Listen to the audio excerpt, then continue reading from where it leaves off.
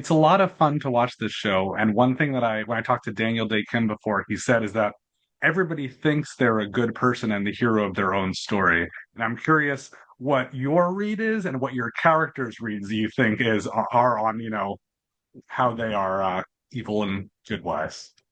We were just talking about this because I don't usually get to play the villain, but I realized you play it the same as the hero Mm. because each person thinks they're making the best decision in the moment. And so you don't play it like a villain, you play it like a hero for me. I think that Rebecca's character, she's thrown into such a whirlwind that she's never thinking about what it is that she's doing of like, I'm gonna be like the good guy or the bad guy right now. I think everything is just impulse. Mm. And she's getting like sucked into these different directions and there's no thinking, there's just doing with her. Mhm.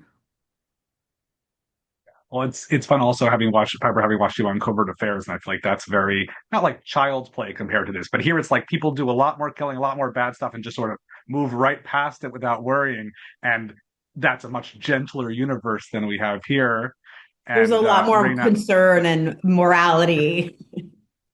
Totally. But it's more fun. We get to accomplish more. More people die, sure, but it's also it's more engaging, I guess. Well, and it's fun Um, to move through different worlds.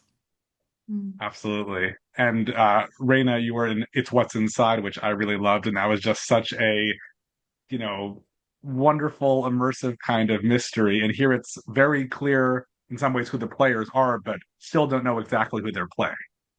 Yeah.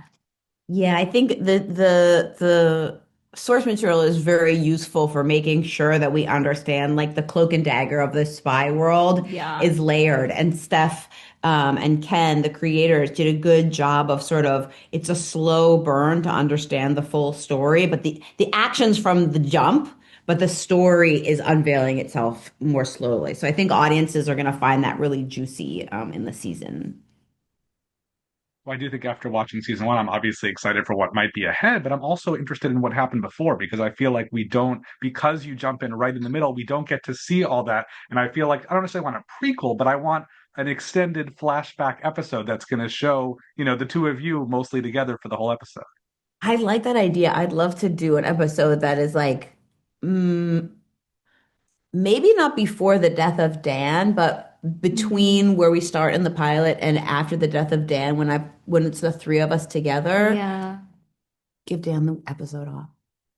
Yeah. We'll just have like a little bottle episode of just the girls and like, Exactly. can I play myself at 15 though? I don't know. You probably could. Try really hard.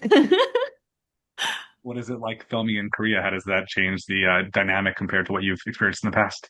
Dude, I mean, So cool. literally everything about it. Like getting there was so like such a fish out of water experience, especially because I got there early and was just there with Daniel and not just Daniel, like we had our director and our showrunners and everything, but we didn't have other cast members. And when we just have like small cast in general, Yeah. and it was snowing and it felt very isolating, and I was just kind of like, what is happening? But I honestly feel like we got the best tour of all of South Korea because we went to so many locations. You said what, like over 20 cities? Yeah, we went to over twenty cities in South Korea, and that country is so not just a diverse and fascinating culture, but they are having this cultural renaissance at the moment with the K-drama, the K-beauty, the K-pop. It is a K-renaissance. And so to be able to work with them while they are having this moment with Korean crew, with Korean writers, with Korean directors, there are Korean actors in the show. Like if you're a fan of K-drama, there are huge names in this show. And Yeah. it was really, as an American, exciting to get to be a part of what's happening over there right now. Mm. And the food was very, very good, which was a problem because I Not want, how many fight scenes you have. You can eat all you want with those fight dude, scenes. I don't know, because like it's salty and it's indulgent, and it was really hard not to eat it like every single day. Delicious. That was hard, but yeah, also a great plus. I know we're still waiting on people to see the show and a renewal and all that, but do you have a sense of what is planned for season two for your characters? Do you know what might be ahead, or you're still in the dark? I've like said some things out loud to the writers that I would be excited to see what happens with X. But I also, we left it on such a cliffhanger, and I feel like they're Juno, I have to get Juno safe first. Like she is very much in danger at the end of this series, at the end of the season. And so, how and where I can get her secure and then start from there, I'm really interested in that. Mhm. Same here. Yeah, I had conversations with Ken and Steph and the rest of the writers' room, and there are definitely some ideas floating around, but nothing set in stone. And it's all very fascinating. There's so many different ways it could go, especially with that crazy cliffhanger. Yeah.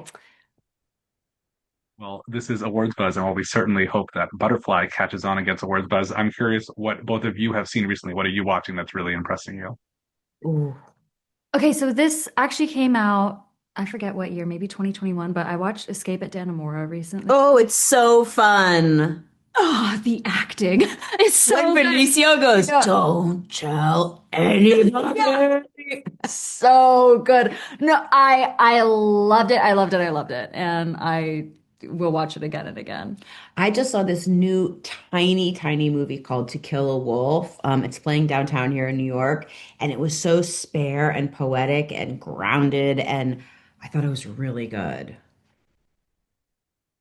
Well, thank you both. It was such a pleasure. I wish you plenty of luck and would love to see if your ideas, the serious as they are, come to fruition for season two. Thanks. Thank you Thank so you much. so much.